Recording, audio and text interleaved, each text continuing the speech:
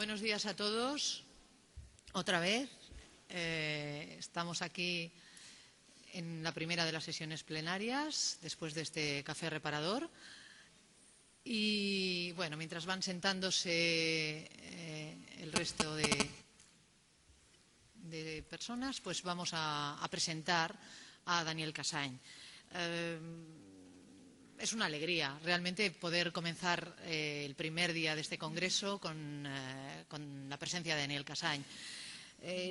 Muchos de ustedes lo conocerán, de modo que casi debo pedir disculpas por presentarlo, pero bueno, es lo que procede y con mucho gusto lo hago.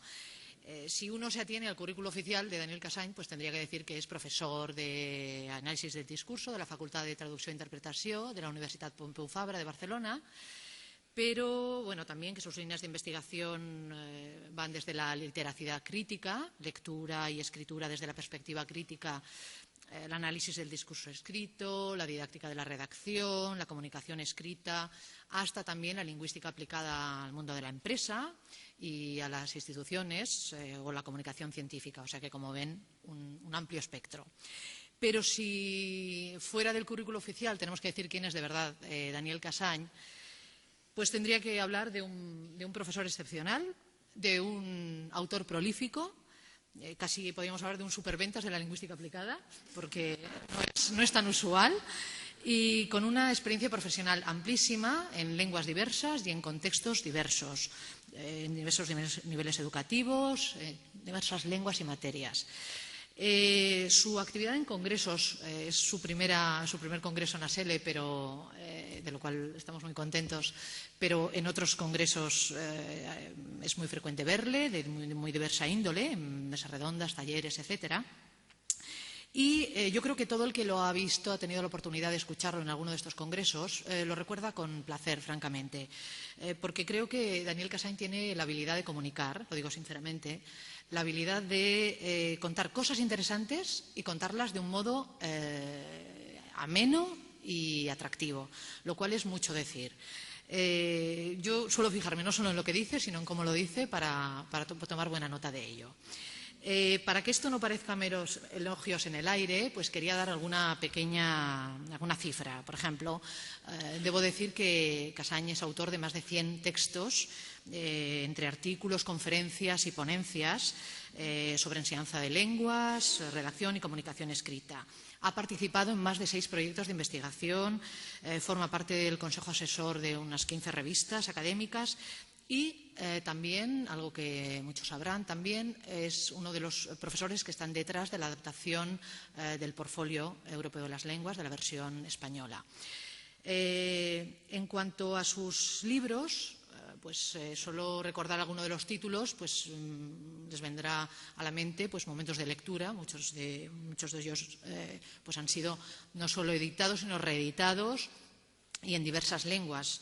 Cito, por ejemplo, Describir el escribir, cómo se aprende a escribir, que es del 88, Reparar la escritura, didáctica de la corrección de lo escrito, que este es fantástico para dar un curso de lectoescritura, para cómo trabajar con los errores de los alumnos. La cocina de la escritura, Enseñar lengua, que está escrito con otros colegas, Construir la escritura, Recetas para escribir, el librito de arco de expresión escrita en español lengua extranjera.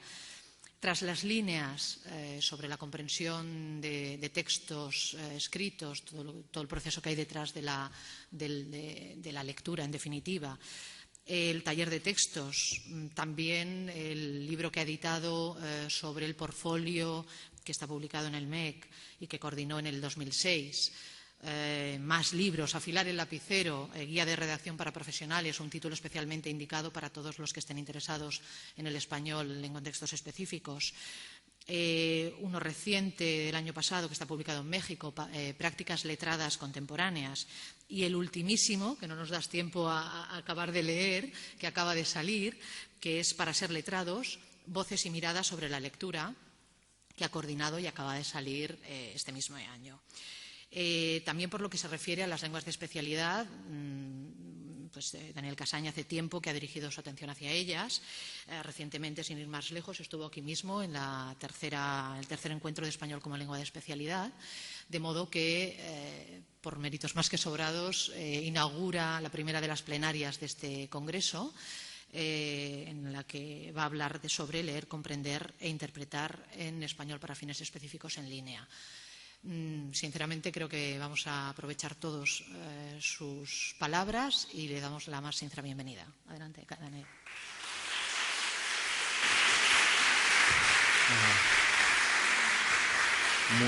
Muy buenos días a todos. Creo que he engordado 2 kilos en esta presentación tan elogiosa. Es cierto que es la primera vez que estoy aquí en ASL, pero no tengo la sensación de que sea así.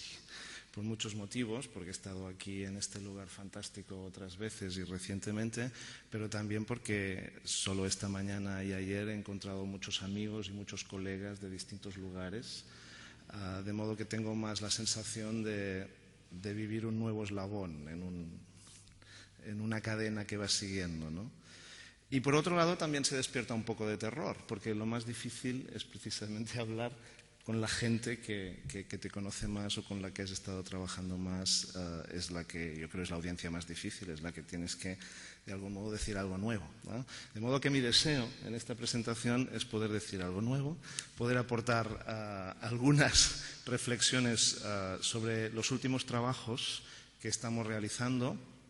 El plural indica aquí pues, un grupo de personas que después presentaré y poder contribuir con algunas ideas y algunas reflexiones y algunas propuestas pues, en este tema de la enseñanza del español en contextos más especializados, ¿no? Y este es mi deseo. Y vamos allá. En primer lugar voy a presentar este plural, ¿no? ¿Quiénes somos? Y el enfoque que adopta mis trabajos y los que voy a presentar ahora. Voy a presentar 2 trabajos de este año. Uno se acaba de leer hace 15 días y otro es de hace un año, publicado, pero yo creo que no son muy conocidos. Y se sitúan en una perspectiva notablemente distinta de mis libros anteriores, que se han presentado ahora en una perspectiva sociocultural, crítica. Y entonces me parece importante explicar un poco cuáles han sido los cambios de esta orientación y por qué, ¿no? Porque algunas personas pueden haber leído trabajos míos de los años 90 que ofrecen una perspectiva totalmente distinta. Entonces, no reniego de estos trabajos, pienso que siguen siendo interesantes, pero mi mirada sobre lo que es el aprendizaje de la lengua y de la lectura y la escritura ha cambiado en estos últimos años y me parece interesante explicar por qué y cómo, ¿no? En segundo lugar, voy a reflexionar un poco sobre la lectura de textos especializados en L, pero ya avanzo que mi ponencia trata más de lectura y de lectura en línea y de aspectos interculturales que de textos de especialidad. Tenía que elegir, hay algunos trabajos de personas que trabajan en mi grupo que son muy específicamente de textos de especialidad y citaré alguno, pero ya los he presentado en otros contextos y me ha parecido más idóneo, puesto que este es un congreso de investigación y que pretende pues, articular una disciplina y que avance, presentar lo más novedoso. En segundo lugar, presentaré estas 2 investigaciones. Una es leyendo páginas web sobre los efectos de la marihuana en el cuerpo, con niños de 13-14 años catalanoparlantes que leen español y en catalán. No es un contexto específicamente de L, sí que es un contexto de lectura de español en L2, ¿no? Y en segundo lugar, presentaré otra investigación que es cómo 2 estudiantes de español de Lettres Modernes de París 13 buscan información en Internet sobre las lenguas de España y cómo leen distintas webs y se manejan con el concepto de lengua y dialecto, ¿no? Se trata de 2 estudios de caso etnográficos, exploratorios, porque estamos trabajando y voy a explicar una orientación que es propiamente la lectura de la ideología. Por poner un ejemplo personal, hace un mes y medio estaba en Perú en un congreso de lectura y me hicieron una entrevista el periódico más importante del Perú, que es El Comercio, y entonces yo dije, no sé si es El País o es El Mundo, o no sé, o sea, estoy vendido, ¿no? O sea, no sé nada. Entonces, ¿cómo puedo saber quién me va a entrevistar y cómo tengo que decir? Bueno, no van a cambiar mis ideas, obviamente, pero sí puedo cambiar la forma como expreso las cosas, ¿no? Entonces, bueno, esta comunicación y esta ponencia y estas dos investigaciones tratan precisamente de eso, ¿no? De cómo, pues cuando lees en una segunda lengua, cuando lees en español y cuando lees en una lengua franca en la que hay muchos contenidos que están situados culturalmente, ideológicamente en lugares muy distintos, pues es muy importante estas cuestiones más ideológicas o culturales, ¿no? Y terminaré con un epílogo, ¿no? Esto es lo que hay en esta presentación, ¿no? Bueno, vamos allá. Entonces, decía que estoy aquí solo y estáis escuchando mi voz, pero lo que voy a decir está desarrollado por toda esta gente que veis aquí, ¿no? Somos un grupo de investigación denominado Literacidad Crítica, somos un grupo competitivo de I+D. Llevamos ya desde el 2005 trabajando en cuestiones de lectura crítica, escritura crítica. Hay 20 personas, no somos 19, porque he añadido uno y no he corregido el número 19 que tenéis aquí, pero somos 20 personas. Hay gente significada en el ámbito de L, históricamente, como podéis ver.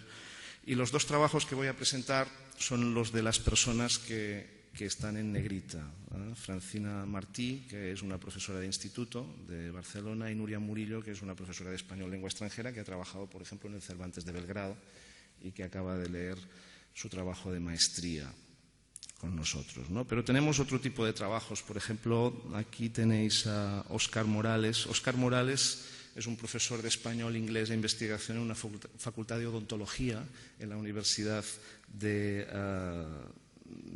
los Andes, en Mérida, Venezuela, y está a punto de leer una tesis doctoral sobre los géneros discursivos de la disciplina de la odontología, la estructura de género, los componentes, las formas de cortesía, los escudos y todo este tipo de mecanismos lingüísticos, ¿no?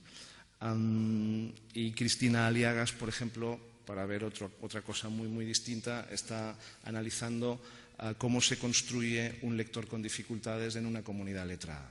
O sea, cómo, por ejemplo, en una comunidad como la nuestra, la española, es una comunidad letrada donde los chicos van a la escuela y aprenden varias lenguas y aprenden a leer y a escribir. Puede llegar a los 17 años en un momento determinado y decir, no quiero leer, no me gusta leer, ¿no? Entonces, ¿cómo se construye este desagrado, esta desafección con la lectura, ¿no? Entonces, ella acaba de publicar un artículo muy bonito titulado Yo sé que soy inteligente aunque no lea. Estudio de caso de la desafección de la lectura. Bueno, o por ejemplo, para poner otro ejemplo que otras veces he explicado, Carmen Pastor de Berlín, ¿no? Que está haciendo una tesis que se ha presentado en otras ocasiones, que está también muy avanzada, sobre precisamente las quejas en alemán y en español, diferencias culturales, pragmáticas, estructurales y de cortesía en este ámbito. Bueno, la perspectiva que voy a adoptar es la que se ha denominado de manera muy general sociocultural y que está inserta en un cierto viraje que en los últimos años en las investigaciones en la enseñanza de la lengua ha habido desde unos años, un periodo en el que yo creo que ha dominado quizá la psicología cognitiva y una visión pues muy cognitiva también de la lingüística, a una perspectiva en los últimos años pues que están redescubriéndose, por decirlo así, aspectos más sociales y socioculturales, ¿no? Entonces, bueno, desde una perspectiva más psicolingüística, cognitiva, pues leer se entiende como una actividad básicamente lingüística y cognitiva. Se entiende que la unidad principal es el texto, que es una unidad comunicativa con un mensaje, que el mensaje es neutro, que transmite una información que se procesa y punto, que básicamente se vehicula con letras o con textos verbales. Hay que las actividades fundamentales son descodificar o en versiones pues más recientes inferir y comprender, hacer hipótesis, construir modelos de situación, etcétera, etcétera. Y que aprender a leer es aprender a adquirir el código y a desarrollar unas estrategias, ¿no? Yo diría que este es el paradigma en el que nos movemos todavía, ¿no? O que sigue siendo válido, no estoy diciendo que sea falso, pero la mirada que adoptamos ahora es una mirada en la que leer lo entendemos como una práctica letrada sociocultural, o sea, no es solo una actividad lingüística, sino que también es una tarea, una actividad que desarrollamos en sociedad bajo unos parámetros culturales determinados y que tienen variaciones importantes en cada comunidad, como por ejemplo estábamos viendo en la comunicación de Cristina Fuentes con el español de negocios en México y en España, ¿no? Que la gestión del tiempo, de las formas de negar son muy distintas en ambos ámbitos, ¿no? Porque son prácticas conversacionales distintas, diríamos. El texto se percibe como un artefacto político, social. O sea, la palabra artefacto viene de la antropología, de la etnografía, ¿no? Los textos son objetos construidos por las personas, que las personas utilizamos para desarrollar el poder, para ejercer el poder, para mantener el estatus, para legitimarnos, etcétera, etcétera, ¿no? El mensaje se entiende como situado, como algo que no es neutro, sino que responde a unos puntos de vista determinados, que están anclados en unos parámetros temporales y situacionales determinados. Esto también es así con matices en el mundo, con la terminología, con los conceptos más especializados, también tienen sesgo y lo veremos con algunos conceptos, con los ejemplos que mostraré. Leemos textos multimodales, ¿no? Especialmente en línea, leemos artefactos complejos que incluyen distintos modos de representación del conocimiento. Esto es como mucho más evidente con los nativos digitales, ¿no? Con los chicos que tienen 16, 15 años y cuando más jóvenes todavía más, o sea que están más acostumbrados a otras formas de representar el conocimiento. Leer es algo que está muy relacionado con la construcción de identidades, con la asunción de roles. El título que leí de este artículo de Cristina lo decía claro, ¿no? Yo sé que soy inteligente aunque no lea.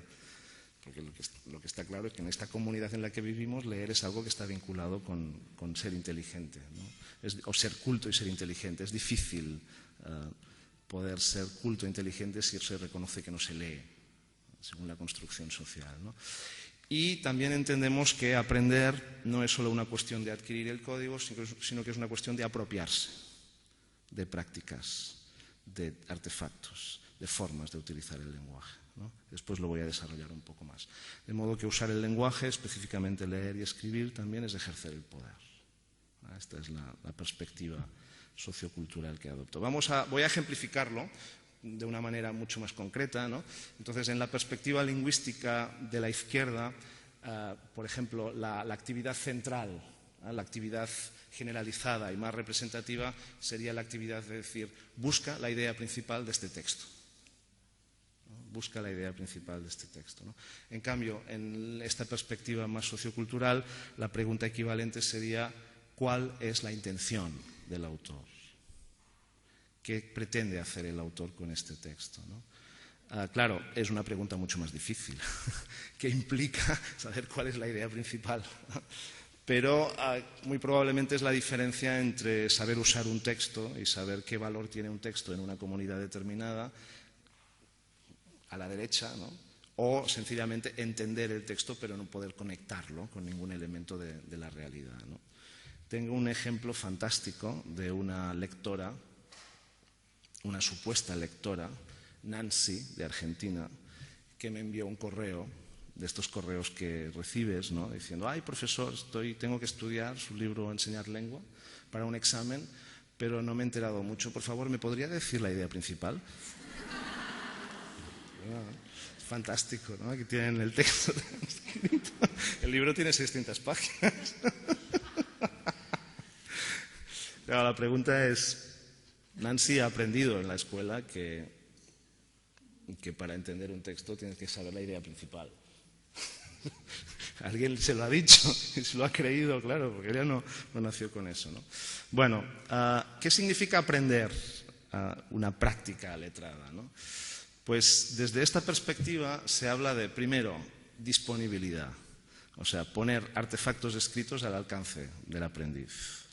Podemos hablar de prácticas conversacionales también, ¿no? O sea, si la persona no está en contacto con el español, con escritos en español, pues no hay opción de aprendizaje, ¿no? En segundo lugar, acceso, que significa crear las condiciones sociales adecuadas para que esta persona conecte con la práctica letrada, ¿no? O sea, en muchos contextos pueden haber ordenadores, pero muchas personas no tienen la sensación de poder acceder a ellos, porque quizás son inmigrantes de una cierta edad y se sienten muy alejados, ¿no? Entonces tenemos que crear las condiciones para que estas personas puedan hacerse suyos estos artefactos, ¿no? Pongo la metáfora o el ejemplo del ordenador porque tienen más la idea de artefacto, ¿no? En segundo lugar, una participación, que es que un experto nos ayuda a participar en el uso de este artefacto.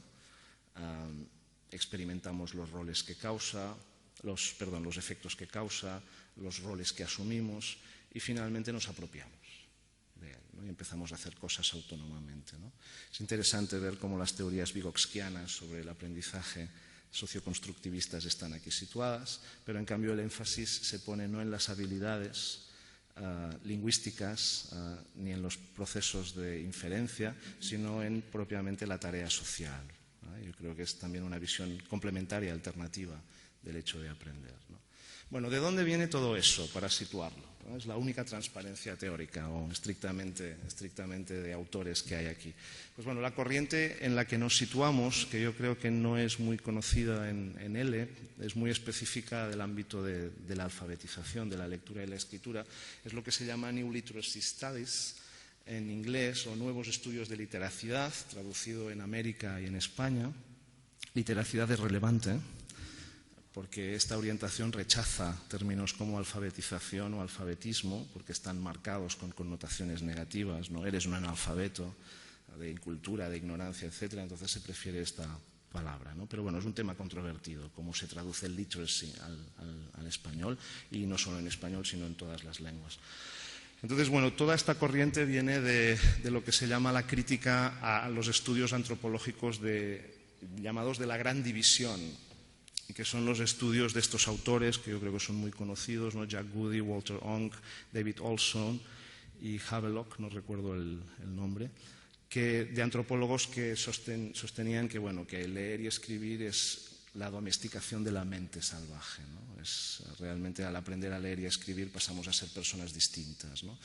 Entonces somos más inteligentes, tenemos un pensamiento más científico, etcétera, etcétera, más democrático. O sea que hay una literatura muy importante en esta línea, ¿no? Entonces, bueno, todo lo que es esta orientación que estoy presentando, pues surge de la crítica a esta idea, ¿no? Y de estudios etnográficos, como estos clásicos que podéis ver que son de los años 80, o sea que estamos hablando de algo que tiene ya una cierta tradición. Estudios básicamente de comunidades, vamos a ver, actuales, grupos de negros y blancos en Estados Unidos, en North Carolina, o por ejemplo de comunidades en otros continentes que pueden no haber desarrollado las formas de cultura occidental, ¿no? Como el caso de Scriber y Cole. Entonces, estos estudios que cuestionan lo que dice antes, ¿no? Lo que dicen Goody, Ong y Olson, ¿no? Diciendo, no, mira, en Occidente quizás sí que el aprendizaje de la lectura y la escritura ha supuesto pues, un desarrollo en la comunidad y en las personas, pero en otros lugares no, y no hay una relación biunívoca entre estos dos aspectos, ¿no? Entonces, bueno, a partir de aquí se desarrollan todo un conjunto de estudios, y aquí vienen ustedes una lista muy larga de autores, que tienen pues algunos de los autores más reputados, que escriben básicamente en inglés.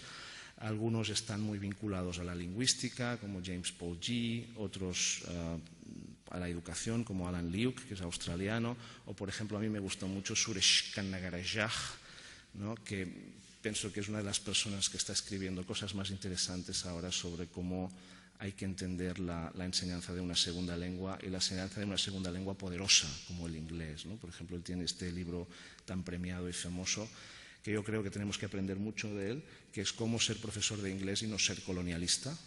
O sea, yo me apunto a ser profesor de español con una actitud más de respeto hacia todas las lenguas, sin actitudes prepotentes o arrogantes, ¿no? Entonces él tiene todo un conjunto de puntos de vista que me parecen muy necesarios en esta orientación crítica, ¿no? Es un autor fantástico. En español tenemos muchas cosas y muy interesantes. Por ejemplo, se aparta un poco de lo que es el mundo de L, por ejemplo, pero si no conocen yo les recomendaría a Virginia Zavala, de Perú. Ella trabaja en educación bicultural bilingüe, enseñando a niños quechuas español, ¿no? en un contexto de enseñanza bilingüe.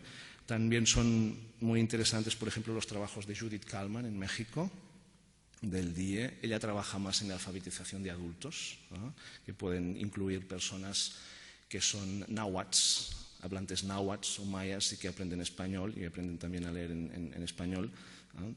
En España, en Madrid, hay un psicólogo, David Poveda, de la Autónoma, pero que trabaja desde una óptica muy psicológica y no atiende a cuestiones de segundas lenguas. Pues esta es la orientación en la que nos movemos. Entonces, ¿por qué es interesante esta orientación? ¿O por qué yo he cambiado mi mirada? ¿Por qué he abandonado lo cognitivo? Me parece muy fuerte lo que acabo de decir. O sea, me sigue interesando mucho lo cognitivo, pero es cierto que pues empiezas descubriendo un libro y dices, ay, pues esto está muy bien, luego lees otro libro y acabas pues cambiando tus métodos de investigación y haciendo más etnografía y haciendo otro tipo de trabajos, ¿no? Entonces he encontrado, creo que son 5 o 6 motivos. El primer lugar es porque esta perspectiva yo creo que incluye consideraciones sobre las particularidades históricas, sociales y culturales de cada comunidad de habla, ¿no? Entonces, desde este punto de vista me parece que ofrece una explicación y un marco de referencia mucho más interesante para él, ¿no? Porque estamos escuchando, ¿no?, la importancia que tienen pues, los aspectos socioculturales, pues que los alemanes o los europeos que quieren hacer negocios en español no solo quieren, por seguir con el mismo ejemplo que mencioné antes, no solo quieren conocer las estructuras de un diálogo de negociación para hacer negocios o las cartas y los textos, sino que también quieren poder interactuar efectivamente y eso requiere saber las particularidades culturales de cada comunidad, ¿no? Entonces yo creo que esta perspectiva claramente incluye estos aspectos porque entiende el uso lingüístico desde una perspectiva muy antropológica, viendo todo el conjunto, ¿no? En segundo lugar, también atiende a las especificidades epistemológicas y socioculturales de cada ámbito de especialización, que eso también es importante. O sea, los negocios en español funcionan de un modo, pero el derecho funciona de otro. Y hay diferencias muy importantes entre los textos del ámbito jurídico o judicial y los textos del ámbito de los negocios, ¿no? Y no tiene nada que ver si leemos textos de literatura o de historia, ¿no? Y si leemos cosas de ingeniería se mueven por parámetros totalmente distintos, ¿no? Entonces, cuando hablamos de cuestiones culturales no nos referimos solo a variaciones geográficas o históricas, sino que también nos referimos a variaciones epistemológicas en disciplinas distintas del saber, ¿no? Entonces, esta perspectiva también atiende claramente a esta orientación, ¿no? En tercer lugar, incorpora una perspectiva crítica en el aprendizaje lingüístico que me parece muy relevante. Yo creo que todos, bueno, es imposible ser neutro políticamente, ¿no? Entonces, hasta cierto punto, con más moderación o menos, pues todos estemos implicados en la construcción de un mundo más igual y más respetuoso. Y, en tercer lugar, es coherente con otras cosas interesantes que se han desarrollado hasta ahora. En concreto, es coherente con todos los estudios de análisis de género discursivo, o sea, todos los trabajos a partir de John Swales que exploran la estructura de los principales tipos de texto y que son muy probablemente algunos de los trabajos más importantes en lo que sería la enseñanza de un idioma de especialidad, ¿no? Los géneros propios, las estructuras, etcétera, pues yo creo que es perfectamente compatible con esta orientación. De hecho, los últimos trabajos de John Swales adoptan poco a poco una visión más sociocultural, hablan de prácticas, que es un concepto típico de esta orientación, e incluyen aspectos claramente del entorno y del contexto inmediato de los usos lingüísticos, ¿no? Que no son estrictamente lingüísticos, ¿no? Y en último lugar, pues esta orientación no niega las aportaciones que nos ha hecho pues toda la lingüística y toda la psicolingüística cognitiva o de origen cognitivo, ¿no? Sean pues los estudios más formales de la lengua, por supuesto, o sean pues todas las teorías sobre los procesos de composición y toda la didáctica relacionada con estas teorías, ¿no?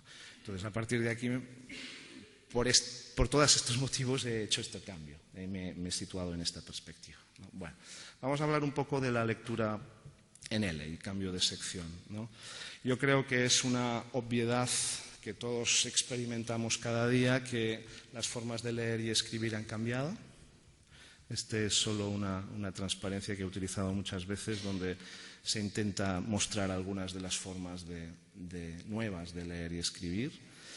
Las que nos interesan ahora son las que están marcadas en un color rojizo, que no son negras. Las que son más oscuras son claramente especializadas. O sea, vivimos en un mundo más burocrático, hay más normas, ¿no? Cualquier actualización de cualquier programa informático te pone en pantalla un texto larguísimo que habitualmente no leemos, pero que aceptamos, porque si no, no te puedes actualizar el programa, ¿no? Cualquier actividad requiere firmar un contrato, ¿no? O sea, hace 2 años una videoconferencia desde Barcelona para una universidad puertorriqueña supuso firmar un contrato de 17 páginas. Una videoconferencia de 1 hora, 17 páginas que me enviaron por correo electrónico, tuve que imprimir, leer, firmar, escanear y devolver. Y bueno, y un ámbito muy, muy importante es el que vemos aquí de leer discursos especializados. Es un campo que yo creo que en él es muy importante, porque muchas personas acceden a mucha información a partir del español, porque es una gran lengua franca en la que hay muchos contenidos. Y entonces sucede un poco lo que voy a ejemplificar, no, todavía no, lo ejemplificaré después, ¿no? Con un ejemplo de ciencia, ¿no? Bueno, para resumir un poco lo que ha cambiado, yo diría que hoy leemos mucho más que ayer, o leemos mucho más. La lectura ha adquirido mucha más importancia, estamos mucho más tiempo ante la pantalla. En segundo lugar, accedemos a textos más especializados. O sea, una característica es que leemos muchos más textos especializados. No los leemos como especialistas, o sea, no es propiamente una lectura de textos especializados de nuestro ámbito, sino que es más una lectura de divulgación, de popularización, ¿no? Pero los periódicos cada día incluyen más información científica, más información jurídica, ¿no? Ocurren cosas como el impeachment o Pinochet queda arrestado en Londres, ¿no? Entonces rápidamente te pones a leer a ver qué pasa, ¿no? Y no entiendes nada, ¿no? Porque los conceptos jurídicos que aparecen allí son muy complicados, ¿no? Pero suceden cosas de este tipo, de modo que una de las características del uso lingüístico contemporáneo es que cada vez manejamos más textos especializados. Después os pondré algunos ejemplos que son increíbles. Luego accedemos a muchos más discursos de comunidades que no son nuestras, ¿no? O sea, una de las características que tiene Internet es que pone a disposición de todos todo, aunque todo lo que está a disposición no sea para nosotros. Entonces, leemos infinidad de cosas que no han sido pensadas para nosotros, ni se dirigen a nosotros, ni utilizan el lenguaje pensado para nosotros, pero nosotros sí que lo leemos, ¿no? Entonces nos sitúa en un contexto totalmente distinto, ¿no? Hay variaciones de etnia, de cultura, de religión, ¿no? Antes, si leíamos un texto sobre la eutanasia, pues no había mucho problema, antes me refiero a hace 40 años, porque podíamos presuponer que lo había escrito algún español o alguien de nuestra comunidad desde nuestra propia perspectiva y experiencia de la vida, ¿no? Pero hoy te puedes encontrar un texto de la eutanasia escrito por un ateo, por un hindú, por un médico, por personas de lugares muy distintos, ¿no? Entonces, evidentemente, cambia la forma de leer el mismo texto porque la perspectiva es totalmente distinta, ¿no? Leemos en línea. Leer en línea aparentemente es lo mismo, pero es que en realidad es un cambio absolutamente brutal. O sea, no es leer virtualmente, o sea, es leer en línea. Leer en línea para mí es leer conectado a la red, ¿no? Entonces eso significa que tienes conectado pues el DRAE, Wikipedia, cualquier documento, puedes buscar cualquier cosa y lo haces instantáneamente. Entonces leer no es leer solo el documento que tienes delante, sino que es todo lo que está pegado a la red, ¿no? Y es la capacidad que tú tienes de manejar todo eso de una forma instantánea, ¿no? O sea, una de las formas más sofisticadas de leer que he visto recientemente es un colega mío que estábamos los dos asistiendo a una ponencia en un congreso, entonces él estaba con su computadora Mac, por supuesto, allí leyendo viendo el PowerPoint y escuchando a la ponente, y al mismo tiempo estaba buscando en Wikipedia los nombres que la ponente estaba diciendo. Estaba escribiendo en su blog un resumen de lo que estaba escuchando para enviarlo después a su blog para que lo pudieran leer otras personas, ¿no? Estaba con 4 o 5 pantallas al mismo tiempo, ¿no? Eso es leer en línea, ¿no? O sea, eso es aprovechar todos los recursos que supone leer en línea, ¿no? Entonces, claro, es un cambio brutal con relación a lo que es leer un papel, ¿no? Que sigue siendo interesante, por supuesto, leer una novela o leer otra cosa, ¿no? Leemos mucha más basura. Esta es otra característica positiva de la realidad, porque significa que hay muchas personas que pueden decir lo que les da la gana, y eso está bien. O sea, hay libertad de expresión, y como resultado de la libertad de expresión, pues hay mucha más basura, ¿no? Con lo cual es mucho más complicado leer, ¿no? En resumen, leer es más complejo, y ante esta situación, esta orientación ha desarrollado dos propuestas, que son lo que se llama el ALFIN, o la ALFIN, la alfabetización en información, y la lectura crítica.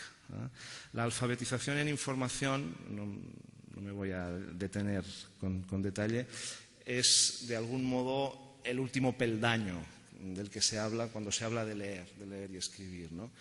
Y es que hoy pues no basta con poder comprender un documento y poder interpretarlo, sino que hay que saber localizarlo, hay que saber evaluarlo, hay que saber recontextualizarlo, hay que saber integrarlo en tu vida, y eso es mucho más complicado por la naturaleza que ha adquirido pues el acceso que tenemos a los discursos, ¿no? Entonces, bueno, es un ámbito muy desarrollado, es un ámbito muy dominado por los documentalistas, ¿no? Que está penetrando poco a poco en todo lo que es la educación, en primeras lenguas y en segundas lenguas, ¿no? Pero todavía es reciente. Y la segunda respuesta viene del análisis del discurso y viene de la tradición, básicamente del análisis crítico del discurso, y se puede ejemplificar con este cuadro que tenéis aquí delante, ¿no? Un lector acrítico y un lector crítico, ¿no? Un lector crítico entiende que hay varios significados, o sea, que las cosas se pueden entender de modos distintos según los lugares, ¿no? Que es interesante compartir estos significados y construir interpretaciones más plurales o sociales, ¿no? Que es un poco lo que hacemos cuando vamos a ver una película, ¿no? Después de la película te vas a tomar una copa y empiezas a hablar. ¿Y a ti qué te ha parecido? Ay, pues a mí Despedidas me pareció una película fantástica, pues yo me aburrí, pues no sé qué. Y a partir de aquí pues te quedas, no cambias tu opinión, pero has aprendido lo que otras personas entendieron del mismo texto, y tienes una interpretación social más compleja, más elaborada, más madura, ¿no? Bueno, sabemos que hay ideología, sabemos que es importante lo explícito, que es importante contrastar varias fuentes, etcétera, etcétera, ¿no? Quizás se podría relacionar o simplificar todo de una forma muy sencilla con la última afirmación, el último punto que tenéis en azul, ¿no? Yo creo que todos fuimos educados con la idea de que comprender es creerte lo que lees, ¿no? O sea, en la escuela no había opción de decir no estoy de acuerdo o no me creo lo que dice el libro de texto, ¿no? Yo creo que todavía estamos en este parámetro, y en cambio hoy estamos en un mundo en el que comprender no significa creerte las cosas. O sea, tú puedes entenderlas y decir me parece muy bien lo que dice, pero no. Las cosas no son así desde mi punto de vista, o todo es mucho más complicado, ¿no? Bueno, un poco más sobre discursos especializados. Como ya decía, pues tenemos un incremento muy importante de discursos especializados, y yo os pondré solo un ejemplo. Seguramente os habréis dado cuenta de una de las novedades. El periodismo está avanzando muy rápidamente y está cambiando muy rápidamente al ritmo que cambia el modelo de negocio, que dicen ellos, ¿no? Los economistas, y al ritmo que también cambian las formas de leer prensa, ¿no? Entonces, en línea, por ejemplo, una cosa que pasó hace un par de años es que empezaron a poner vídeos. Entonces, en las portadas del País o del Mundo o de La Vanguardia, pues muchas veces hay un vídeo cortito, ¿no? Esta es una novedad reciente, ¿no? Como Harry Potter. Sí, Harry Potter. La última novedad es que estos periódicos te sirven directamente los documentos originales. Y entonces, por ejemplo, aquí tenéis algunos de los documentos que yo había guardado. O sea, después me di cuenta que podía ser una investigación pequeña pero interesante, que era ver los documentos especializados que se sirven en un periódico en línea, ¿no? Pero estos son los que en un momento determinado, por intereses más profesionales que personales, me bajé, ¿no? Del País, básicamente, ¿no? Entonces hay documentos, por ejemplo, el auto del juez Garzón sobre la memoria histórica para poder buscar el cadáver de Federico García Lorca, 68 páginas, un documento jurídico absolutamente especializado, ¿no?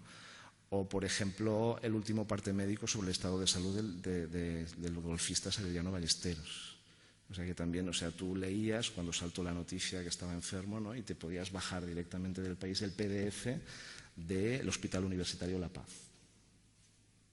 Entonces, fijaos que esto significa que hoy en día nos encontramos en un contexto en el que tenemos acceso, tenemos contacto directo con infinidad de documentos especializados que antes nunca hubiéramos podido ni ver, ¿no? Porque permanecían encerrados dentro de sus ámbitos, ¿no? Y eso también nos sitúa en un contexto totalmente distinto, ¿no? Bueno, aquí tenemos el ejemplo prototípico que se suele explicar en la literatura sobre lo que ocurre cuando se leen documentos especializados y no eres especialista, ¿no? Estamos con la portada del New York Times. Estamos en 1998, o sea, esto es cuando yo capturé la pantalla, o sea, que es hace un par de años para una presentación, pero aquí tenéis el documento original, que es de 1998, ¿no? Entonces, era un reportaje de domingo por la tarde, perdón, de dominical, para leer el domingo por la tarde, ¿eh? Que contienes más tiempo, y que explicaba lo que dice el titular, ¿no? Cauto entusiasmo ante la llegada de nuevos fármacos que erradican tumores en ratones, ¿no? Entonces, lo que venía a decir el reportaje era que, bueno, las expectativas de curación del cáncer pues son muy altas y que se ha comprobado que con ratones y en laboratorio con cócteles de fármacos prácticamente se solucionan todos los cánceres, ¿no? Todo tipo de cáncer, ¿no? Y que, bueno, pues una gran noticia, ¿no? El lunes por la mañana la centralita de New York Times quedó colapsada de personas que llamaban para pedir desesperadamente el teléfono de Gina Kolata, que es la autora de este texto, ¿no? Porque pues lamentablemente tenían a alguien o estaban interesados personalmente por estas formas de curación, ¿no? Y Gina Kolata, pues de una forma un poco sarcástica, llegó a escribir que quedó tan harta de atender mensajes y llamadas telefónicas sobre esta noticia que respondía de forma muy escueta diciendo: efectivamente, si usted tiene un cáncer y es un ratón, yo puedo ayudarle, pero en otros casos no es posible, ¿no? Bueno, es el ejemplo paradigmático que se cita de incomprensión o de desencuentro, ¿no? Cuando un ciudadano lee un texto especializado, el periodista o el especialista entiende perfectamente que el paso que hay de experimentos en laboratorios a la farmacia de la esquina pueden suponer varios años, ¿no? Y en cambio el lector se piensa que no, que ya es una terapia que se puede utilizar inmediatamente, ¿no? ¿Por qué? Pues porque no tiene los conocimientos de cómo se desarrollan los fármacos científicos, ¿no? Es un buen ejemplo de cómo pues, el conocimiento de base cultural pues, no ayuda en este tipo de lectura, ¿no? Bueno, pues las investigaciones que voy a presentar ahora sí, tratan de este tema, ¿no? O sea, de cómo nos situamos en este tema, ¿no? Bueno, entonces, esta es una investigación con estudiantes de segundo de ESO, 13-14 años, que se les pidió una tarea, que es que eligieran una web para recomendar a un amigo sobre los efectos de la marihuana en el cuerpo humano. Entonces, la investigadora buscó 3 webs con San Google, ¿no? Buscó a ver qué hay en la red y encontró estas 3. Aquí tenemos la primera, que es ideasrapidas.org. Es una web no muy bonita, con información escrita de una forma muy clara y comprensible, pero rápidamente podréis ver que aquí pues, habla de otros temas que no son las drogas, por ejemplo, SIDA, dignidad humana, hombre, felicidad, ¿no? Si fuéramos a estos vínculos, encontraríamos que habla de religión, Dios, ¿no? Se dice explícitamente en ningún lugar, pero es una web ultraconservadora, probablemente de una secta. Bueno, aquí tenemos tododrogas.net, esta es la más específica, un grupo de farmacéuticos, ¿no? Con información muy técnica sobre drogas, sobre todo tipo de información. Aquí tenéis, por ejemplo, test de cocaína, cannabis, éxtasis, anfetaminas y opioides. O sea, ahí aparece pues, mucha información muy especializada. Estas 2 eran en español y aquí tenéis una web en catalán de la Generalitat de Cataluña, una sección de información para jóvenes donde había una que hablaba de drogas, ¿no? Entonces los 3 chicos tenían que leer las 3 webs y tenían que decidir cuál recomendarían a un amigo. Nosotros grabábamos el diálogo. Este es un procedimiento habitual de investigación en este tipo de investigaciones, que exponemos a 2 o más personas hablando, y entonces eso nos permite acceder a la forma como entienden y cómo elaboran su pensamiento, ¿no? Nosotros lo grabamos, lo transcribimos y luego lo analizamos, ¿no? Y contrastamos el análisis con las pantallas, ¿no? Y los resultados es que los informantes eligieron la web más ideológica, en primer lugar, y después modificaron su elección a partir de las indicaciones de la investigadora, ¿no? O sea, primero eligieron esto y después se cambiaron y eligieron esta. Esta la descartaron enseguida porque reconocieron que no era adecuada para el objetivo de lectura, de modo que actuaron de acuerdo con un lector experto, ¿no? Por decirlo así. Esta, pues en primer lugar la eligieron 2 de las 3 personas, pero una de las 3 personas no estaba de acuerdo, pero no se ponían de acuerdo. En ese momento intervino la investigadora y luego modificaron su criterio, ¿no? Aquí tenéis el diálogo. Aquí tenéis el diálogo, ¿no? En el que, bueno, pues Beatriz, era la persona que estaba en desacuerdo con la web más ideológica, y se dio cuenta de que se estaba hablando de otras cosas que no tenían nada que ver con las drogas, pero no convencía a las otras 2 personas, ¿no? Y entonces fue la investigadora que intervino y dijo: prestad atención a lo que dice Bea, ¿no? Entonces, a partir de aquí, los otros 2 chicos, claro, se dieron cuenta que esto era relevante y cambiaron la opinión, ¿no? Esta es la cita que de algún modo lo explica todo mejor, ¿no? Dice primero: yo pienso que la primera, la ideológica, la de la secta, explica más, está mejor explicada, pero es más difícil leerla porque es poco esquemática. Si quieres informarte de alguna cosa, yo pienso que la primera está bien. 30 minutos después, ¿no?, con la intervención de la investigadora, dice: si miras el índice y ves que no trata solo de la marihuana, sino que la marihuana la trata como algo ligado a Dios, empiezas a desconfiar. Entonces cambiaron de criterio, ¿no? Lo que podemos concluir de esta investigación es, en primer lugar, que los lectores son conscientes de su objetivo y de sus necesidades, y que en este caso concreto rechazan los datos demasiado técnicos que no se adaptan a sus necesidades, ¿no? En cambio, los lectores consideran que la información es neutra, no prestan atención a las intenciones del autor ni el sesgo, o sea, eso no existe para ellos, no consideran que sea algo relevante, ¿no? Es interesante también cómo cambia de opinión, o cómo Bea se dio cuenta de que era una web curiosa, ¿no?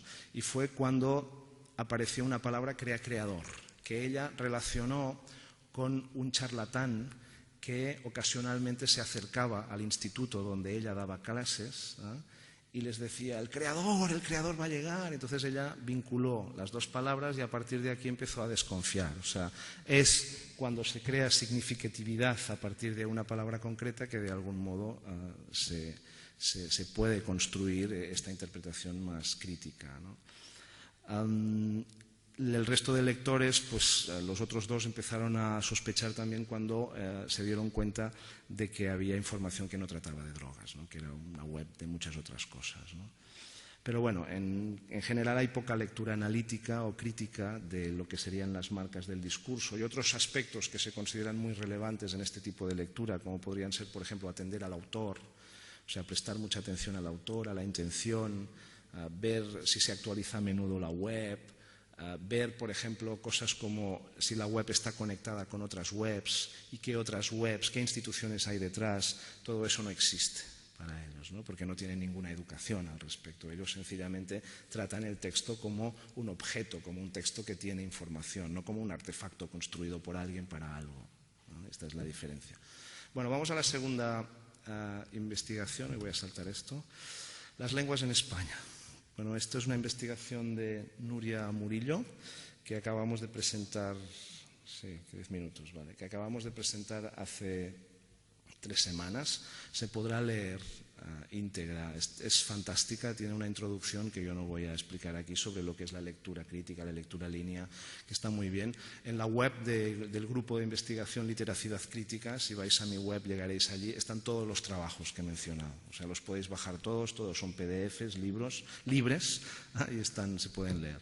Entonces, bueno, ella estudió, en principio quería hacer una encuesta con más informantes, pero es muy difícil tratar estas cuestiones de una forma cuantitativa porque hay muy pocos estudios previos. Entonces, al final se convirtió en un estudio de caso de 2 estudiantes francesas de español, de segundo, de letras modernas, de la Universidad París 13. Entonces, el método de estudio fue una web quest. Podía ser una web quest o no, ella quería hacerlo con web quest, y la idea era reproducir una situación de lectura más o menos auténtica en línea, ¿no? Como hemos visto con el caso de las drogas, ¿no? Entonces, bueno, para buscar un tema, claro, buscamos temas que sean conflictivos, ¿no? Temas en los que haya claramente distintas opciones ideológicas y donde haya distintos formatos y puntos de vista, ¿no? Entonces ella sugirió un tema que era las lenguas de España, ¿no? Que vamos a ver ahora cómo lo trabajó y que ha sido sumamente interesante. Entonces, bueno, ahí ella recogió cuestionarios previos sobre el uso de Internet de las informantes, grabamos el diálogo, se transcribió, hay un informe final con las respuestas, hay entrevistas individuales, hay observaciones, hay un montón de datos, ¿no? Que van a ir saliendo, ¿no? Y los resultados, con un resultado muy simple, es que sorprendentemente las informantes, que son estudiantes que no sé qué nivel tenían exactamente de español, pero no lo recuerdo ahora, pero habían empezado a estudiar español a los 7 años y ahora estaban en segundo de universidad, o sea que eran estudiantes muy competentes, con un buen nivel, ¿no? Entonces, sorpresivamente, tienen muchas dificultades para identificar las webs, para reconocer la ideología y para aprender sobre este tema. Puede haber una cuestión de la cultura de origen con relación a los aspectos concretos de lenguas y dialectos, que después veremos y podremos discutir, pero es sorprendente, ¿no? Bueno, las webs que elegimos son estas. Sabemos que es un tema particular, el de las lenguas en España, pero curiosamente buscando no encontramos webs que se alejaran mucho o terriblemente de lo que son las ideas científicas. Curiosamente, digo, porque yo esperaba cualquier tipo de locura, ¿no? Y en cambio no, pues todo lo que encontramos era con matices, pero bastante respetuoso con lo que son ideas científicas respecto a lo que son las lenguas, ¿no? Entonces elegimos estas 6 webs. Elegimos un foro de discusión sobre lenguas oficiales en España y en concreto 3 intervenciones donde había posturas muy distintas respecto a la cooficialidad de otras lenguas en España, respecto a si, por ejemplo, catalán y valenciano son 2 lenguas o una, respecto a si hay que decir español o castellano, por ejemplo, temas calientes. La segunda, claro, de eso se trata, ¿no? De leerlo. La segunda es una web de información sobre el castellano donde hay una revista y elegimos un artículo de esta revista, ¿no? Es interesante ver cómo hay formatos y géneros y prácticas discursivas muy distintas, ¿no? Que es otra de las dificultades que hay al leer en Internet, que es que en Internet todo es lo mismo. O sea, fuera de Internet distingues perfectamente una enciclopedia de un libro, de una revista, pero en Internet es igual. Todo es un PDF o todo es un portal web, ¿no? Entonces es mucho más difícil prestar atención a estas particularidades. Elegimos una web de una organización que defiende las lenguas minoritarias del Ministerio de Interior, que se llama ProEL. Elegimos una web para extranjeros, Just Landed, en el que hay información para los extranjeros que llegan a España a aprender español. Elegimos un blog de Asturias, de Educastur, y una web del Rincón del Vago, con información sobre lenguas y dialectos. Entonces, claro, ya podéis ver, eso es lo que te da el servidor cuando pones lenguas, España, oficialidad, te da todas estas cosas, ¿no? Entonces, imaginaos a 2 estudiantes parisinas enfrentadas a intentar entender esto. O sea, es una tarea contundente, es una tarea fuerte, ¿no? La tarea la podéis ver en un vínculo, si portáis reportaje Babel las lenguas de España, allí está la web quest. Lo que ellas tenían que hacer era valorar si la web es veraz y adecuada, decidir qué lenguas hay en España, cuántos hablantes y si son oficiales o no, o sea, preguntas concretas, y decir si hay que decir castellano o español, o qué significa castellano o español, si catalán o valenciano son la misma lengua o no, y qué es una lengua y qué es un dialecto. Eso es lo que ellas tenían que hacer, ¿no? Aquí esta es la web Quest que utilizamos y aquí tenemos, nosotros para hacer este trabajo decidimos cuál era el lector ideal ¿Estamos bien? Vale. ¿Cuál era el lector ideal? Y entonces marcamos como parámetros del lector ideal estos 4 puntos que veis aquí, que están de acuerdo con la teoría que he expuesto, ¿no? Un lector, en principio, crítico es el que reconoce la práctica discursiva, o sea, se da cuenta de que esto es un blog, de que esto es un foro y de la naturaleza que tiene la información que aparece allí, los destinatarios, la finalidad, cómo se ha construido, etc. En segundo lugar, sitúa el discurso en su contexto sociocultural original, ¿no? O sea, sabe distinguir un discurso de una universidad de un blog personal de un profesor, ¿no? Sabe qué institución, la importancia que tiene una determinada institución, el Ministerio de Asuntos Exteriores o sencillamente una ONG, ¿no? Conoce las diferencias que son muy culturales, ¿no?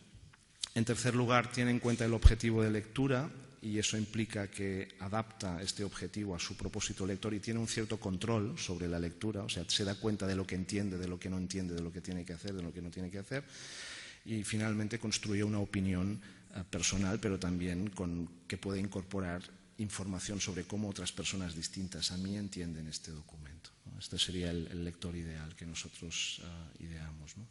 Entonces, los resultados son los siguientes, son generales, no son muy detallados, pero, bueno, en primer lugar, las informantes no incorporan datos de las lecturas realizadas. O sea, esto es realmente sorprendente. O sea, no aprenden, no muestran haber entendido cuestiones básicas que se les preguntó y que originariamente no sabían, ¿no? Por ejemplo, ellas consideraban que el andaluz es una lengua y entonces, cuando se fueron a analizar algunas webs, no encontraron en andaluz, se fueron a buscar información en Wikipedia y en otros lugares, no encontraron que se hablara el andaluz y dijeron no, estas webs son malas, porque no hablan del andaluz. O sea, mostraron una gran adherencia a su conocimiento previo, ¿no? Sobre el concepto de lengua y dialecto, sobre, por ejemplo, castellano y español, que en varias webs se informaba pues, que son dos denominaciones que muchas veces no tienen variación denominativa, sino que pueden tener básicamente connotaciones. Bueno, no lo decían de este modo en la web, ¿no? Pero ellas, a la respuesta final de qué significa o qué hay que decir dijeron, no, mira, castellano es la forma de hablar de Madrid y español es la forma de hablar de toda España, ¿no? Y con el término de lengua y dialecto, pues los resultados son también muy, muy increíbles, ¿no? Porque después de haber visto muchas webs, ellas acaban reproduciendo la idea de que, bueno, lengua es la lengua del Estado y dialectos son el resto, ¿no? Las lenguas que, o sea, el dialectos es lo que se habla en otros contextos, sea oficial o no, pero que son más restringidos, ¿no? Aquí es donde muy claramente nosotros nos dimos cuenta que hubiera sido muy interesante hacer la misma investigación con informantes de otros lugares, ¿ah? Porque evidentemente en Francia lo que es una lengua y un dialecto puede ser construido de una forma muy distinta a como es en España, ¿no? O sea, es muy curioso analizar solo la entrada lengua y dialecto en Wikipedia en francés o Wikipedia en español, y ver cómo Wikipedia en francés incorpora claramente la acepción de dialecto como patois, ¿no? Vinculado con el patois, ¿no? Entonces es realmente sorprendente ver cómo términos específicos pero popularizados, ¿no? Y con carga connotativa importante e ideológica pues pueden ser utilizados en países vecinos, en culturas vecinas, ¿no? Otra característica que encontramos es que no reconocían reconocen con dificultades algunos géneros discursivos, pero no sacan provecho de ello. O sea, ellos, sí, esto es un blog, esto es un foro, pero no van más allá, elaborando pues que evidentemente la calidad informativa y los recursos que se ofrecen son totalmente distintos, ¿no? Tampoco, y eso era mucho más difícil para ellas, evidentemente sitúan el texto en su contexto, en su institución, en el ámbito, en la función. Esto es mucho más difícil, ¿no? Evidentemente porque implica tener un conocimiento cultural sobre las instituciones y el funcionamiento del Estado español, lo cual para ellas podía ser muy, muy, muy difícil, ¿no? Y eso les impedía también valorar la fiabilidad, ¿no? Y en último lugar, y eso no tiene todas estas dificultades, no analizan críticamente el discurso, o sea, no se fijan en los usos determinados léxicos, en las focalizaciones, en cómo se ocultan datos, comparan webs, pero no llegan a este tipo de análisis, ¿no? Y también mostraban muy escaso control sobre lo que entendían y lo que no entendían, ¿no?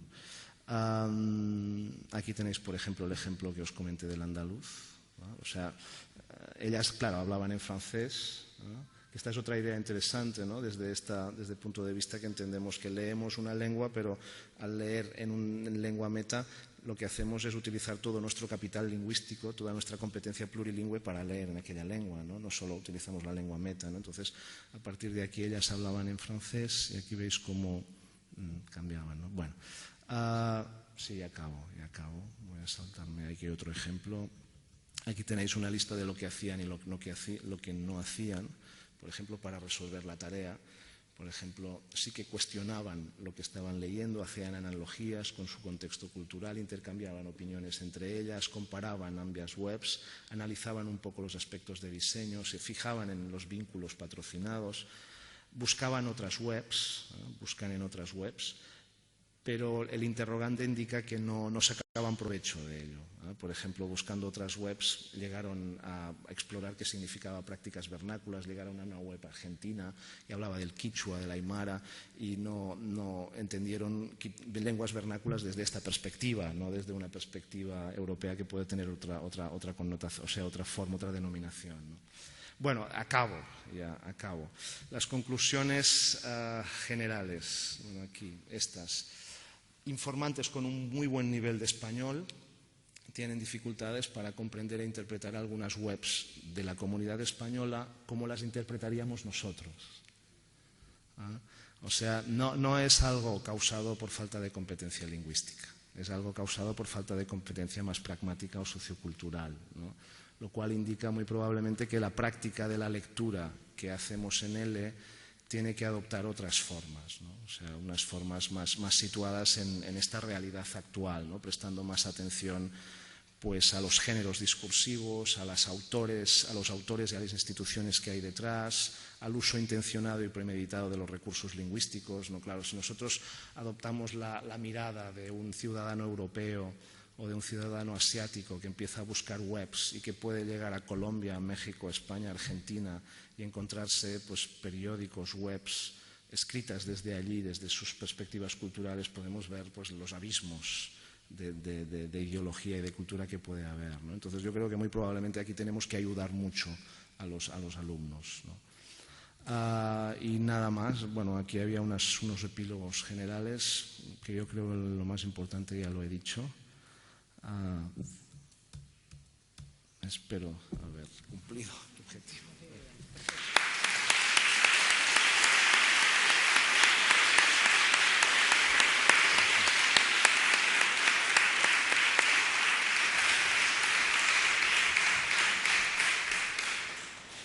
Muchísimas gracias, Daniel, por la conferencia.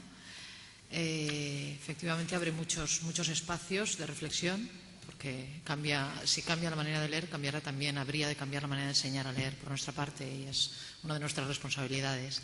Dejamos abierto un turno de palabras por si alguien quiere hacer alguna pregunta. Los de fuera, hay gente que no veo, pero por supuesto, si alguien quiere hacer alguna pregunta, sin ningún problema. ¿Sí? ¿Dónde? Sí, Pilar. Bueno, ante todo, muchísimas gracias. Yo que necesito procesar, ¿no? todo lo que has dicho. Es una pregunta, estabas comentando cuando has dicho que dejabas lo cognitivo y te has dado cuenta y has dicho, bueno, no lo dejo, pero paso a lo sociocultural, y has dicho que te habían inspirado algunas lecturas. Entonces, te pregunto, ¿qué lecturas? Bueno, ya he mencionado algunas, ya cuando he explicado autores he mencionado algunas, ¿no? Virginia Zavala me parece una escritora fantástica, un libro de aquellos que lees y es claro, es diáfano, es profundo. Judith Kallman también tiene un libro precioso sobre la plaza de Judith Kallman, la plaza de Santo Domingo en México, que es la plaza donde hay escribas que te escriben una carta de amor, que es un libro precioso, que es su tesis doctoral hecha en Estados Unidos. De los británicos me gusta mucho Kanna Garajah, ya lo he dicho, ¿no? Y sus teorías sobre que el inglés ya no tiene que incorporar la retórica norteamericana o británica, porque ya hay más hablantes del inglés que no son nativos, y el español muy probablemente está en una situación parecida, ¿no? También me gusta mucho James Paul Jim G. G.E.E., que tiene, yo creo, unos grandes libros. Y ayer estaba leyendo, por ejemplo, un autor que me gusta mucho, que no es de esta historia, Henry Jenkins, del MIT, que trabaja sobre las formas que utilizan los jóvenes de lectura y escritura y tal. Y estaba leyendo una entrevista que le hacía y decía que le había influido mucho el trabajo de James Paul G. Y me parece un gran autor que ha sido muy traducido al español. Sobre las formas de leer y escribir que utilizan los jóvenes hoy, hay un libro fantástico que se acaba de traducir al español y que está extraordinariamente bien traducido, y no es nada fácil porque hay muchos neologismos, que se llama Nuevos Alfabetismos, de Colin Landshear. Si buscáis Nuevos Alfabetismos llegaréis a él. Se acaba de traducir ahora en el 2009 y el libro es del 2008. Y es una segunda versión en inglés de un libro que se publicó en el 2006, que explica cómo los jóvenes hoy pues hacen fanfic, bloguean, fotologuean y todo eso, y las formas de leer y escribir en línea, ¿no? ¿Más preguntas?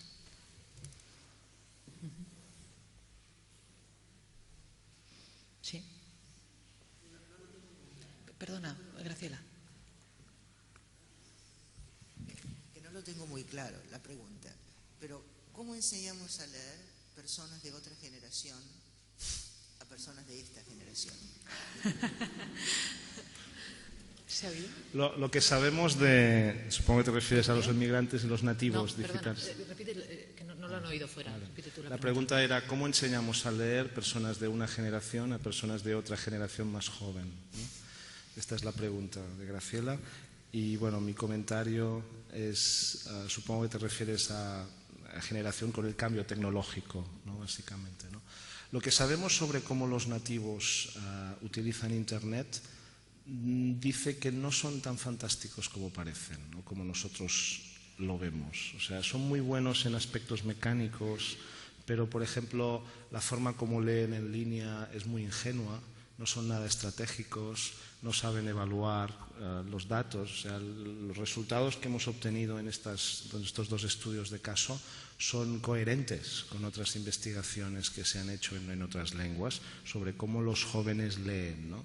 Entonces, yo creo que lo que los jóvenes pueden hacer que nosotros no hacemos son determinados aspectos más tecnológicos, ¿no? Más superficiales, de acceso a determinados programas, manipulación del ordenador, etcétera, ¿no? Pero en cambio en lo estratégico nosotros tenemos muchas cosas que enseñarles. Quizá ellos no se han dado cuenta. El primer problema es este, ¿no? Pero bueno, es un tema importante de reflexión, ¿no? El de antes vivíamos, o sea, antes en la casa no teníamos libros ni teníamos libros en segundas lenguas, y íbamos a las escuelas y a las academias de lenguas donde encontrábamos el material en segundas lenguas y las personas que nos enseñaban a utilizarlo. Y ahora en casa tenemos todo, tenemos acceso a Internet y tenemos iPods y tenemos todo, y luego vas a algunos centros de aprendizaje de lenguas y no hay nada de todo eso. Están con el libro obsoleto, ¿no? Es un debate, o sea, el ritmo al que avanzan los centros de aprendizaje de lenguas no es tan frenético ni tan rápido como el ritmo con el que avanza la sociedad, y las casas pueden, de algún modo, algunas casas, no todas, pueden seguir este ritmo, ¿no? Entonces, bueno, sí, un problema importante.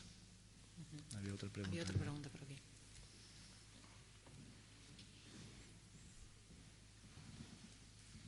Bueno, gracias por las ideas inspiradoras también. Tenía una pequeña duda o algo que me sorprendía un poco, hablando de los dos casos. ¿Teníais algún argumento metodológico para trabajar con solo 2 y 3 informantes? Porque parece poco para sacar conclusiones. Sí, estoy de acuerdo. Son estudios exploratorios. Yo creo que el siguiente paso ahora es pensar. O sea, la segunda investigación nació con la idea de tener muchos más informantes, 15, 20, 30, y poder a partir de aquí tener datos cuantitativos, ¿no? Pero en el diseño de la investigación cada vez se hacía más complicado construir un test, por ejemplo, y parecía más importante hacer otras cosas como poder acceder a los procesos de pensamiento que seguían estas personas, ¿no? Entonces, yo creo que sencillamente estamos empezando con un ámbito que es muy nuevo, que es el de leer la ideología, utilizando ideología en un sentido muy amplio, en segundas lenguas, pero también en primeras lenguas, y necesitamos aprender más para poder de algún modo establecer el terreno de juego, y a partir de aquí podemos construir alguna investigación donde haya muchos más informantes y podamos obtener datos más cuantitativos, ¿no? Pero claro, también es cierto que el paradigma en el que se mueve esta orientación es muy etnográfico, descriptivo, ¿no? Que puede tener sus limitaciones. ¿Más cuestiones? Sí, sí. Sí, claro que sí. Vamos a debatir, que eso es lo bueno. La otra pregunta es, uno de los fenómenos más actuales de lo que es una clase de español como lengua extranjera, una clase L, es que ya no son grupos homogéneos. Es decir, tenemos en una clase distintas culturas, distintas biografías, etc. Acércalos, que no se oye nada afuera. Acerca el micrófono a la boca, por favor. Más fuerte. Ahí, perfecto. Es decir, a mí lo que me llama la atención son dos chicas francesas, ¿verdad? Es decir, por nuestros prejuicios acerca de lo que es Francia, la gran nación, sabemos que son, digamos, comunidades etnocéntricas que defienden lo que ya sabemos que defienden. Si nos imaginamos en ese contexto, francesas, alemanas, holandesas, aprendiendo español como lengua extranjera, y pensando que el input de la lectura va a ser eso que vos les mostrás, y no necesariamente un libro. ¿Cómo logramos que aprendan eso que todavía no saben? Es decir, que den el salto y que no se compruebe el prejuicio, la hipótesis de que solo se aprende lo que uno ya sabe. Bueno, yo diría, en primer lugar, está tratar la lectura de una forma cualitativamente distinta a lo que ha sido hasta ahora, ¿no? O sea, dejar de ver el texto como sencillamente un documento que aporta información y verlo como un artefacto social, político. En algunos casos solo aporta información. Si quieres comprar un billete de tren, la ideología es muy escasa o nula, pero en otros casos, cuando lees en la red o cuando buscas información sobre determinados aspectos, pues la información allí tiene también ideología, está situada, ¿no? Entonces empezar a ver, aunque tú no puedas entender, ¿no? Por ejemplo, ¿cuál es la conducta que yo tuve con el comercio en Perú? Yo no sabía qué ideología tenía ni cómo era, ¿no? Pero yo sabía lo que podía ser. O sea, yo sabía que Perú será como otros países cualquiera, como otro país donde está situado todo, ¿no? Entonces, a partir de aquí puedo hacer algunas actividades, como por ejemplo leer el periódico y ver cómo tratan temas que yo conozco de política internacional, cómo los explican, y a partir de aquí deducir qué ideología hay detrás, ¿no? Entonces, la idea sería tratar la lectura en la clase de español como lengua extranjera, o sea, no solo como una forma de adquirir información, sino ver que en los países donde te ubicas según lo que estás leyendo, pues estos textos se sitúan, ¿no? Y a partir de aquí empezar a tener una actitud de más sospecha, de decir, oye, no te creas siempre todo lo que te digan, esto es lo que dice, contrasta siempre la información, vamos a leer 2 o 3 fuentes. Por ejemplo, yo creo que una de las cosas más malas que tiene la educación de la lectura en general, en L y fuera de L, es que solemos trabajar con textos aislados, solos, ¿no? Cuando en la vida real esto es muy... O sea, normalmente cuando tú lees un texto en la vida real tienes conexiones de este texto con otros textos, ¿no? O sea, has llegado a este texto por algún motivo, te lo ha recomendado alguien, ¿no? Entonces tú ya vinculas este texto con esta persona que te lo ha recomendado, ¿no? Ya tienes experiencias previas de lectura de textos que han aparecido en este mismo ámbito, ¿no? Contrastas con otra fuente, ¿no? Entonces siempre leer es una operación intertextual en la que estableces vínculos, ¿no? Y en cambio en el aula muchas veces está el aprendiz solo con un texto totalmente desvinculado de nada, ¿no? Entonces, claro, es mucho más difícil armar toda esta red de ideologías, ¿no? Entonces yo creo que un primer punto es este, ¿no? El de tratar la lectura de una forma sutilmente pero cualitativamente profundamente distinta, ¿no? Y otra segunda perspectiva sería la de incorporar más información sociocultural de las comunidades hispanas en los cursos de español. especialmente en niveles más elevados, ¿no? Y no ser tan etnocéntricos españoles o europeos. Eso fuera de Europa es evidente, ¿no? Que la gente, o sea, en Asia, en Estados Unidos, claro que la gente aprende español para relacionarse con México, con Perú, con Argentina, no solo con España, ¿no? Entonces, empezar a incluir información sobre instituciones argentinas, mexicanas, es esencial, porque es que si no, ¿de qué te sirve dominar el instrumento si ignoras todas las instituciones que hay detrás, ¿no? Sí, una última cuestión, yo creo, por tiempo, por supuesto. Bueno, pensando específicamente en diseño de cursos de español específicos, por ejemplo, hacia negocios o hacia leyes o hacia temas de la salud, es de hecho conocido que para una persona que habla español es difícil leer un texto si no es de su especialidad, leer algo sobre astronomía o de negocios. Hay tantas palabras difíciles de entender, tanta terminología. ¿Qué recomendación daría para una persona que está pensando en este tipo de trabajos, cursos específicos, por ejemplo, hacia los negocios? Sí, para el profesor específicamente, ¿qué tipo de textos buscar? Si ya de hecho, bueno, por ejemplo, un curso español de negocios, vendrían personas que conocen los negocios, que manejan esos términos en sus lenguajes originales. Pero ¿qué tipo de textos acercarles en español? ¿Cómo vencer esa barrera entre el idioma y la especialización de los mismos términos? Yo elegiría lo que son los textos fundamentales de un ámbito, ¿no? O sea, si estamos hablando de negocios o estamos hablando, o sea, por ejemplo, lo que hizo Óscar Morales, este doctorando mío que trabaja en odontología, ¿no? Él lo primero que hizo fue explorar el tema y decir, a ver, los odontólogos son una gente que tienen que leer mucho porque las técnicas odontológicas cambian rápidamente, o sea, a los 3 años vas al dentista y ya te han cambiado las pastas con las que te tapan las muelas y ha cambiado todo, ¿no? Entonces es una persona que tiene que actualizarse, tiene que leer mucho. ¿Qué es lo que tiene que leer?